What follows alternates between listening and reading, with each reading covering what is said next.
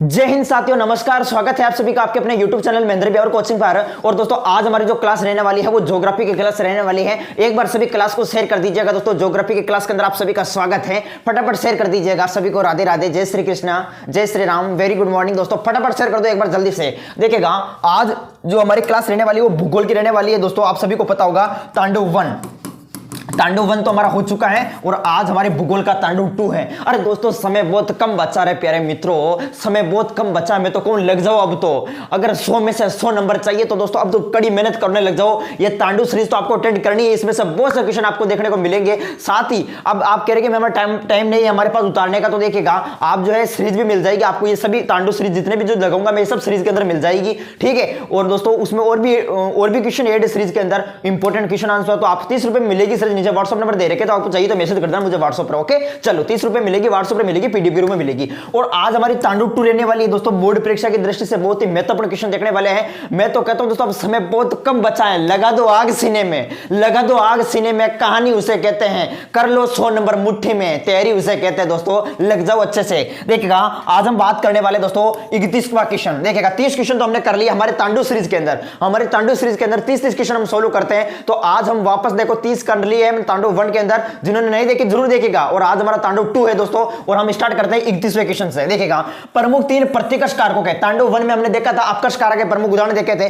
अब यहां पर प्रतिकर्ष का मतलब होता है किसी स्थान को छोड़कर चले जाना। अब किसी स्थान को छोड़कर हम क्यों जाएंगे? क्योंकि वहां पर देखिएगा जल का अभाव होगा, जल की कमी होगी, इसलिए हम उस स्थान को छोड़ेंगे। वहां पर बेरोजगारी होगी, वहां पर रोजगार उपलब्ध नहीं होगा, इसलिए हम छोड़ के चले जाएंगे। महामारियां, बीमारियां, इस प्रकार से जो ये प्रतिकर्ष कारक के उदाहरण है। प्रतिकर्ष कारक के उदाहरण, अपकर्ष कारक के उदाहरण हम देख चुके हैं पार्ट 1 में। जरूर देखिएगा आप तांडव सीरीज फर्स्ट के अंदर, ठीक है। तो देखिएगा इसी प्रकार से हमारा अगला जो 32वां क्वेश्चन है वो ये है कि किस प्रकार की कृषि भूमध्य सागरीय कृषि का उदाहरण है। भूमध्य सागरीय कृषि का उदाहरण है वो है अंगूर। अंगूर की खेती जो है भूमध्य सागरीय कृषि का उदाहरण है, जिससे मदिरा तैयार की जाती है दोस्तों। याद रखना दोस्तों, भूमध्य सागरीय कृषि, अंगूर की कृषि। अब प्रश्न ऐसे भी पूछा जा सकता है कि कौन सी कृषि खट्टे फलों के लिए प्रसिद्ध है। तो याद रखना अंगूर की जो खेती है वो खट्टे फलों के लिए प्रसिद्ध है, जिसे हम भूमध्य सागरीय कृषि भी कह सकते हैं। इसी प्रकार से देखिएगा आपके सामने 33वां क्वेश्चन कि कौन सा एक प्रकार का उद्योग अन्य उद्योगों के लिए कच्चे माल का उत्पादन करता है। कौन सा उद्योग जो है अन्य उद्योगों के लिए कच्चे माल का उत्पादन करता है? तो आधारभूत उद्योग जो है, आधारभूत या बुनियादी उद्योग जो है अन्य उद्योगों के लिए कच्चे माल का उत्पादन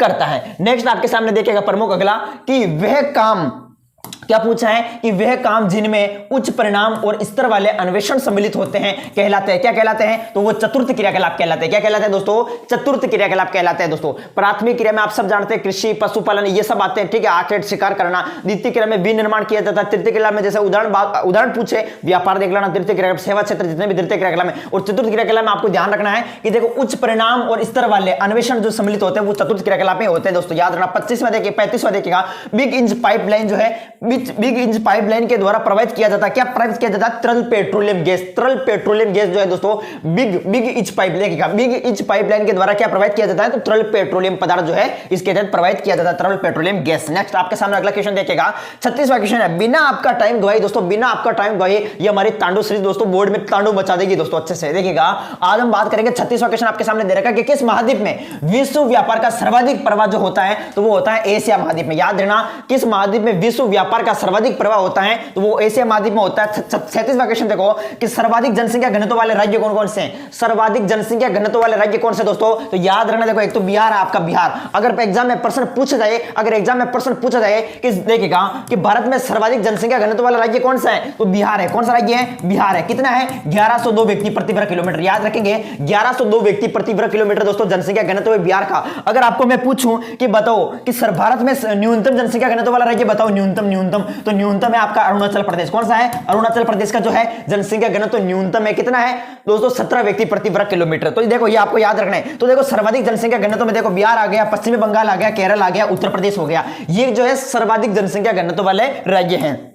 नेक्स्ट आपके सामने देखो प्रमुख 38वां क्वेश्चन कि निम्न में से कौन सा नगर नदी तट पर अवस्थित नहीं है। ये प्रश्न एग्जाम में पूछा गया, इंपॉर्टेंट है। देखिएगा देखो 4 ऑप्शन भी मैंने लिए, आगरा, पटना, भोपाल या कोलकाता। अब चारों में से बताना कि कौन सा नगर जो है वो नदी तट पर अवस्थित नहीं है। तो यहां पर जो भोपाल है, भोपाल ये आपका नदी तट पर अवस्थित नहीं है दोस्तों। बाकी आगरा है, पटना, कोलकाता ये नदी तट पर स्थित है। नेक्स्ट आपके सामने देखिएगा 39वां क्वेश्चन है कि रिक्त स्थान भरे। क्या भरे? रिक्त स्थान भरे। जिसमें यहां पर पहला दे रखा कि भारत की अधिकतर जनसंख्या का प्रमुख भोजन जो है खालिस्तान है। क्या है दोस्तों? चावल है, चावल। भारत के जो अधिकतर जो जनसंख्या है वो क्या करती है, किसका भोजन करती है? तो चावल का करते हैं दोस्तों। जनसंख्या का जो प्रमुख भोजन है वो क्या है? चावल है दोस्तों। इसी प्रकार से जल खालिस्तान प्रकार का संसाधन है। तो आपको पता होगा जल एक प्रकार का क्या है? चक्रीय संसाधन है, चक्रीय संसाधन। याद रखें, भारत का पहला परमाणु ऊर्जा स्टेशन खालिस्तान में स्थापित किया गया, तारापुर महाराष्ट्र में स्थापित किया। याद रखें, भूलना मत दोस्तों, तारापुर महाराष्ट्र के अंदर। तो ये क्वेश्चन हमने देखे। इसी प्रकार से देखिएगा प्रमुख आपके सामने अगले क्वेश्चन कि इंदिरा गांधी नहर परियोजना, इंदिरा गांधी जो नहर परियोजना है, इंदिरा गांधी नहर परियोजना, इंदिरा गांधी नहर परियोजना जिसे राजस्थान नहर के नाम से भी जानते हैं दोस्तों, राजस्थान नहर के नाम से भी जानते हैं इंदिरा गांधी नहर परियोजना। अब इंदिरा गांधी नहर परियोजना का जो उद्घाटन है वो क्या पूछा है कि इसका प्रारंभ कब हुआ, उद्घाटन कब हुआ था? 1958 में। याद रखना 1958 में हुआ था। इसी इंदिरा गांधी नहर परियोजना को हम राजस्थान नहर भी कहते हैं। इस राजस्थान नहर, देखो पहले जो है इंदिरा गांधी नहर का दूसरा नाम क्या था? राजस्थान नहर था। जब इंदिरा गांधी का कार्यकाल शासनकाल आता है तब देखो इसका नाम जो है चेंज कर दिया जाता है, इंदिरा गांधी नहर कर दिया जाता है। कब किया जाता है? 2 नवंबर 1984। याद रखना दोस्तों, 2 नवंबर 1984 को जो है राजस्थान नहर का नाम बदलकर इंदिरा गांधी नहर कर दिया जाता है दोस्तों। इसे राजस्थान की मरुगंगा भी कहते हैं, ठीक है। इसे राजस्थान की जीवन रेखा भी कहते हैं। और इसके जनक कौन है? इसके जनक है कंवर सेन। कंवर सेन जो है, कंवर सेन इसके जनक है इंदिरा गांधी नहर परियोजना के। अगर ध्यान रखना दोस्तों, अगर याद रखना दोस्तों, ये प्रमुख आपको याद होने चाहिए। देखो भारतीय रेल प्रणाली को खालिस्तान मंडलों में विभाजित, कितने मंडलों में विभाजित किया दोस्तों? कितने मंडलों में विभाजित किए गए भारतीय मंडलों को? ध्यान रखो दोस्तों, 16 मंडलों में। कितने? 16 मंडलों में विभाजित किया गया है। नेक्स्ट आपके सामने देखो, देखिएगा अंतरराष्ट्रीय व्यापार किसे कहते हैं? अंतरराष्ट्रीय व्यापार किसे कहते हैं? तो अंतरराष्ट्रीय व्यापार, दो देशों के मध्य होने वाले व्यापार को अंतरराष्ट्रीय व्यापार कहा जाता है दोस्तों। याद रखना दोस्तों, दो देशों के मध्य होने वाले व्यापार को क्या कहा जाता है? अंतरराष्ट्रीय व्यापार कहा जाता है। याद रखें। और अंतरराष्ट्रीय व्यापार के कितने प्रकार? 2 प्रकार, एक तो होता है बहुपार्श्विक व्यापार, एक होता है द्विपार्श्विक व्यापार। बहुपार्श्विक व्यापार मतलब बहुत सारे देशों के साथ जब व्यापार किया जाता है तो वो उसे बहुपार्श्विक व्यापार कहते हैं। द्विपार्श्विक व्यापार, दो देशों के मध्य होने वाले व्यापार को द्विपार्श्विक व्यापार कहते हैं। तो याद रखना, अंतरराष्ट्रीय व्यापार जो है दो देशों के मध्य होने वाले व्यापार को कहते हैं अपने अंतरराष्ट्रीय व्यापार। नेक्स्ट आपके सामने देखिएगा प्रमुख अगला क्वेश्चन है कि किस खनिज को भूरा हीरा कहा जाता है? क्या कहा जाता है दोस्तों? भूरा हीरा कहा जाता है। बताओ, लिग्नाइट को। किसको कहा जाता है? लिग्नाइट को भूरा हीरा खनिज कहा जाता है। और लिग्नाइट का दोस्तों, ये लिग्नाइट कोयला है दोस्तों, ध्यान रखें। देखो आपको पता होगा दोस्तों, राजस्थान में किस किस्म का कोयला पाया जाता है? तो राजस्थान में लिग्नाइट किस्म का कोयला पाया जाता है। और हम बात करते हैं तो कोयले के 4 प्रकार होते हैं, एंथ्रासाइट, बिटुमिनस, लिग्नाइट और पीट। एंथ्रासाइट, बिटुमिनस, लिग्नाइट और पीट। अगर मैं पूछूं कि सबसे अच्छी किस्म का कोयला कौन सा है, तो सबसे अच्छी किस्म का कोयला है एंथ्रासाइट। और सबसे घटिया किस्म का कोयला कौन सा? तो वो है पीट दोस्तों, ध्यान रखें। तो इसका राइट आंसर लिग्नाइट हो जाएगा। किस वर्ष में भारत में पहला रेडियो कार्यक्रम जो है वो प्रसारित हुआ? तो 1923 में। 1923 में जो है भारत में पहला रेडियो कार्यक्रम जो है प्रसारित हुआ था। याद रखना दोस्तों। इसी प्रकार से देखिएगा प्रमुख 43वां क्वेश्चन है कि किन्हीं 2 गैरीसन नगरों के नाम बताओ। गैरीसन नगर किसे कहते हैं? याद रखें, गैरीसन नगर उन्हें कहा जाता है जो छावनी नगर होते हैं। जो छावनी नगर होते हैं, छावनी नगर, उन्हें गैरीसन नगर कहा जाता है। जैसे अंबाला हो गया, आपके सामने अंबाला है, जालंधर है, ये क्या है? ये गैरीसन नगर के उदाहरण, अंबाला, जालंधर। याद रखना, भूलना मत। उसी प्रकार से देखिएगा 44वां क्वेश्चन के WTO का पूरा नाम लिखिएगा। WTO, देखो, एक तो WTO पूछा जाता है, एक WHO पूछा जाता है। WHO याद रखना दोस्तों, WHO का फुल फॉर्म है world health organisation. World health organisation जिसे हम कह सकते हैं दोस्तों विश्व स्वास्थ्य संगठन। उसी प्रकार से WTO world trade organisation, world trade organisation यानी विश्व व्यापार संगठन। और इसकी स्थापना कब हुई थी? इसकी स्थापना हुई थी 1995, 1995 में इसकी स्थापना हुई थी, 1995 में। ध्यान रखना दोस्तों। इसी प्रकार से देखो स्वर्ण कोयलर कहे जाने वाले क्रियाकलाप किसके अंतर्गत आते हैं? तो ध्यान रखना दोस्तों, किसमें आते हैं? बताओ, स्वर्ण कोयलर कहे जाने वाले क्रियाकलाप किसके अंतर्गत आता है? आप मुझे बताएंगे। बताओ, चतुर्थ क्रियाकलाप के अंतर्गत आता है या पंचम क्रियाकलाप के अंतर्गत आते हैं? आप मुझे बताएंगे दोस्तों, ठीक है। उसी प्रकार से नेक्स्ट आपके सामने अगला क्वेश्चन है कि अरवानी पानी संसद कार्यक्रम कहां चलाया गया था? अरवानी पानी संसद कार्यक्रम। तो देखो, अरवानी पानी संसद कार्यक्रम जो है वो आपके अलवर जिले में चला था। एक चलता है नीरू मीरू कार्यक्रम। कौन सा कार्यक्रम? नीरू मीरू कार्यक्रम। नीरू मीरू कार्यक्रम कहां चलता है? नीरू मीरू कार्यक्रम आंध्र प्रदेश में। कहां चलता है दोस्तों? आंध्र प्रदेश में चलता है नीरू मीरू कार्यक्रम। और यहां पर नीरू का क्या अर्थ है? मीरू का अर्थ है आप, मीरू का क्या अर्थ है? आप, और नीरू का क्या अर्थ है? जल। तो ध्यान रखो दोस्तों, दोनों का अर्थ। नीरू मीरू कार्यक्रम आंध्र प्रदेश में और अरवानी पानी संसद कार्यक्रम राजस्थान में चला था दोस्तों, ध्यान, अलवर जिले के अंदर। नेक्स्ट आपके सामने अगला क्वेश्चन देखिएगा, आगे दे रखा है कि मानव का प्रकृतिकरण क्या है दोस्तों? मानव का प्रकृतिकरण क्या है? मानव का प्रकृतिकरण क्या है? तो मानव का प्रकृतिकरण, तो उत्तर आपको इसी तरीके से लिखना है, जब मानव अपने आप को प्रकृति के अनुसार ढाल लेता है तो इसे मानव का प्रकृतिकरण कहा गया। और इसी को क्या कहा गया था? पर्यावरण निश्चयवाद विचारधारा। पर्यावरण निश्चयवाद विचारधारा क्यों कहा गया था? क्योंकि मानव आदिम अवस्था में था तो प्रकृति से डरता था, बिजली कड़कने से ईश्वर का नाराज होना मानता था, वर्षा होने से ईश्वर का नाराज होना मानता था। इस प्रकार मानव पर जब प्रकृति का बहुत प्रभाव था, इसे नाम दिया गया पर्यावरण निश्चयवाद विचारधारा। और इस विचारधारा के समर्थक रहे हैं रेटजल, रिटर, हेम्बोल्ड। और एक विचारधारा आपके सामने और आती है दोस्तों, कौन सी विचारधारा आती है? वो आती है संभववाद विचारधारा। कौन सी विचारधारा? संभववाद विचारधारा। संभव विडाल डिला ब्लास, याद रखो, विडाल डिला ब्लास जो है, विडाल डिला ब्लास जो है संभववाद विचारधारा के समर्थक थे। संभववाद विचारधारा में जो है क्या करता है दोस्तों, मानव प्रकृति का मानवीकरण करता है। पहले मानव का प्रकृतिकरण हो रहा था, फिर मानव प्रकृति का मानवीकरण करता है। यानी दोस्तों कि देखो मानव में एक तरीके से बुद्धि आ जाती है, विकास ज्ञान आ जाता है, ठीक है। तो मानव जो है टेक्नोलॉजी का विकास कर लेता है, गर्मी के लिए एसी, सर्दी के लिए हीटर, रोशनी के लिए लाइट, इस प्रकार से व्यवस्था कर देता है। उसी प्रकार फिर दोस्तों क्या होता है, हमारे सामने तीसरी विचारधारा वो निकल कर आती है जिसका नाम है नवनिश्चयवाद। कौन सी विचारधारा? नवनिश्चयवाद विचारधारा। नवनिश्चयवाद विचारधारा जिसके तहत कमेंट आता है कि रुको और जाओ, एक सिद्धांत आता है रुको और जाओ, यानी उत्पत्ति विकास करो लेकिन अपनी सीमा में रहकर करो,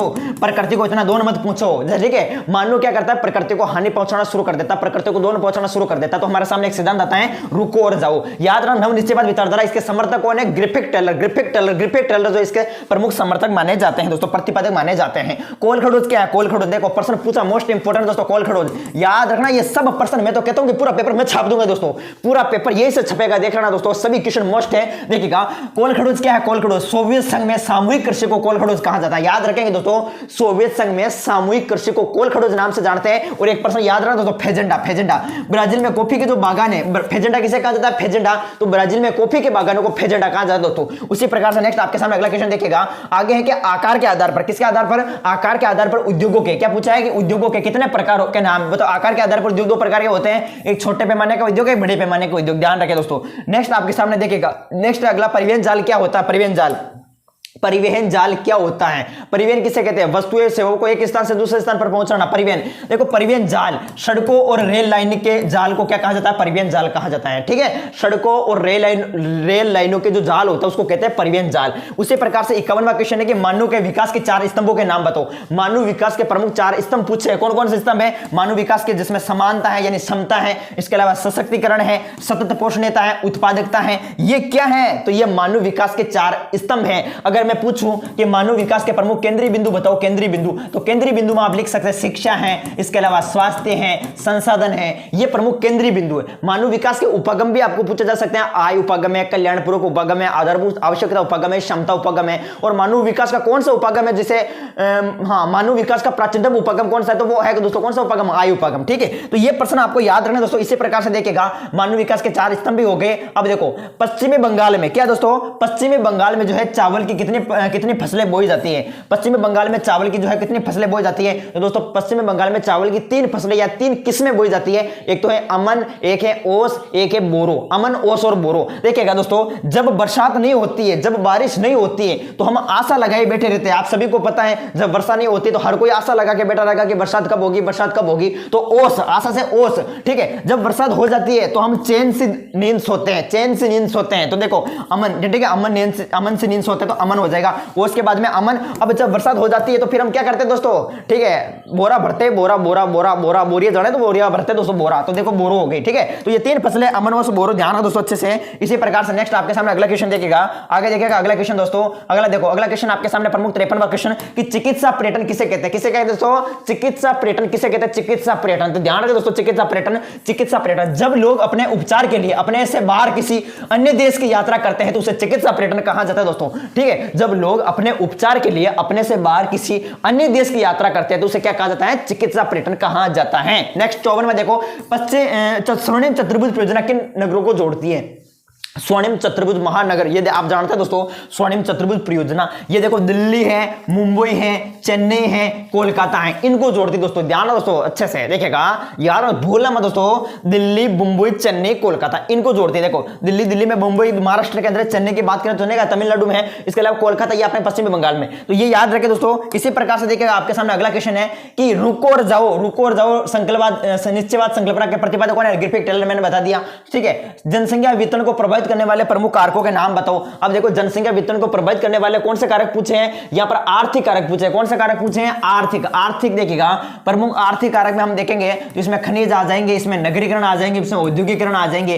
देखो जहां खनिज कार्य होगा तो आप सभी को पता है दोस्तों, जहां खनिज कार्य होगा तो वहां पर उद्योग धंधे भी उपलब्ध होंगे। जहां उद्योग धंधे होंगे तो वहां पर लोगों को क्या मिल जाएगा? रोजगार मिल जाएगा। और जितने भी जो उद्योग धंधे होंगे वो नगरों के समीप ही होंगे ना दोस्तों, आसपास ही होंगे ना उद्योग। तो इसलिए ये क्या है? आर्थिक कारक जो है वो जनसंख्या वितरण को प्रभावित करता है। जनसंख्या वितरण का मतलब क्या होता है? वितरण का मतलब होता है फैलाव, यानी जनसंख्या के बिखराव या फैलाव को क्या कहा जाता है? जनसंख्या वितरण कहा जाता है दोस्तों, याद रखें। तो ये क्या है? खनिज, नगरीकरण, औद्योगिकरण, ये जनसंख्या को प्रभावित करते हैं, अपनी ओर प्रभावित करते हैं। आप लोगों को देखो, जहां रोजगार उपलब्ध नहीं होगा तो लोग छोड़ के चले जाएंगे ना दोस्तों, ठीक है। तो यहां पर देखो, ये भौगोलिक कारक जो है वो जनसंख्या वितरण को प्रभावित करता है, सॉरी आर्थिक कारक प्रभावित करता है, और भौगोलिक कारक भी जनसंख्या वितरण को प्रभावित करता है। भौगोलिक कारक किस प्रकार पड़ता है? भौगोलिक कारक में देखो, जल, जहां जल उपलब्ध होगा, ठीक है, जहां जल उपलब्ध होगा तो लोग बसेंगे। तो जल है, भूमि की आकृति है, प्रमुख जलवायु है, वहां की मृदा कैसी क्या है, ये भौगोलिक कारक के अंतर्गत आते हैं। नेक्स्ट आपके सामने देखिएगा, नेक्स्ट क्वेश्चन आपके सामने है कि अंतरराष्ट्रीय श्रम संगठन कौन सा दोस्तों? अंतरराष्ट्रीय श्रम संगठन ILO ने मानव विकास के किस उपागम को प्रस्तावित किया है? तो आधारभूत आवश्यकता उपागम को जो है ILO ने प्रस्तुत किया है दोस्तों, याद रखना दोस्तों, ठीक है, मोस्ट इंपोर्टेंट है। नेक्स्ट 58 में देखो, फुटकर व्यापार किस क्रियाकलाप के अंतर्गत आता है? फुटकर व्यापार। जो फुटकर व्यापार होता है वो तृतीय क्रियाकलाप के अंतर्गत आता है दोस्तों, ध्यान। फुटकर व्यापार, थोक व्यापार, ये अभी आएंगे आपके सामने क्वेश्चन। नेक्स्ट अगला देखिएगा, आगे है आपके सामने 59वां क्वेश्चन कि निम्नलिखित में से कौन सा देश सबसे कम जनसंख्या वाला है? सबसे कम जनसंख्या वाला है। मैक्सिको दे रखा है, नाइजीरिया दे रखा है, ब्राजील दे रखा है, इंडोनेशिया दे रखा है। तो यहां पर मैक्सिको, इन चारों ऑप्शन में जो है मैक्सिको आपको करना है कि कौन सा देश जनसंख्या वाला, कम जनसंख्या वाला है, तो मैक्सिको यहां पर हो जाएगा चारों ऑप्शन में से, ठीक है। इसी प्रकार से देखिएगा, आगे देखो आपके सामने 60वां क्वेश्चन है कि देखो, वाणिज्य डेयरी कृषि, वाणिज्य डेयरी कृषि का सबसे बड़ा क्षेत्र कौन सा क्या है? तो वाणिज्य डेयरी क्षेत्र का जो सबसे बड़ा क्षेत्र वो है आपका पश्चिमी यूरोप। वाणिज्य डेयरी कृषि का सबसे बड़ा जो क्षेत्र है वो है पश्चिमी यूरोप। और जिन्होंने भी मुकेश महेंद्र एजुकेशन चैनल को सब्सक्राइब नहीं कर रखा है तो सब्सक्राइब कर लीजिएगा। ये तो अपना देखो छोटा चैनल है महेंद्र ब्यावर कोचिंग, इसको तो आपको सब्सक्राइब करना ही है। बाकी मैं इसी बड़े चैनल पर जो है बिजी रहता हूं, देखो मुकेश महेंद्र एजुकेशन, तो इसको भी आप सब्सक्राइब कर ले, वहां पर भी मेरे वीडियो देख सकते हो, ठीक है। वहां पर सभी सब्जेक्ट चलती है। तो दोस्तों मैं फिर आपको कह देना चाहूंगा, ये आज हमारी तांडु सीरीज के अंदर हमने 30 क्वेश्चन फटाफट किए, और तांडु सीरीज फर्स्ट नहीं देखे तो जरूर देखेगा। और ये हमारी तांडु सीरीज 2 है, और जितने भी जो तांडु सीरीज होगी वो आपको कैप्सूल यानी कि जो सीरीज मिलेगी 30 रुपए में, उसके अंदर भी मिल जाएगी। और उसमें और बड़े बड़े इंपॉर्टेंट क्वेश्चन चैप्टर वाइज भी मिलेंगे, और उसमें कुछ पेपर भी ऐड किए हैं ताकि आप सोल्व करो अच्छे से, ठीक है। मैं कहता हूं दोस्तों 30 रुपए ये आप में दे रहा हूं ना दोस्तों, बिल्कुल ये आपके फिर आज में कहेंगे वास्तव में पूरा पेपर यही से छपा है। पेपर छपेगा तो सिर्फ यही से छपेगा, इससे बाहर नहीं आने वाला है दोस्तों। वीडियो को सिर्फ आपको ध्यानपूर्वक देखना है। मेरी जितने भी जो लाइव क्लास होते हैं उनको भी आप अटेंड करते रहना है। तो वीडियो आपको कैसा लगा? अच्छा लगा तो लाइक करें, और चैनल पर नहीं तो सब्सक्राइब करें। मैं मिलूंगा वापस आपको नेक्स्ट वीडियो में दोस्तों। जय हिंद, जय भारत, ओके।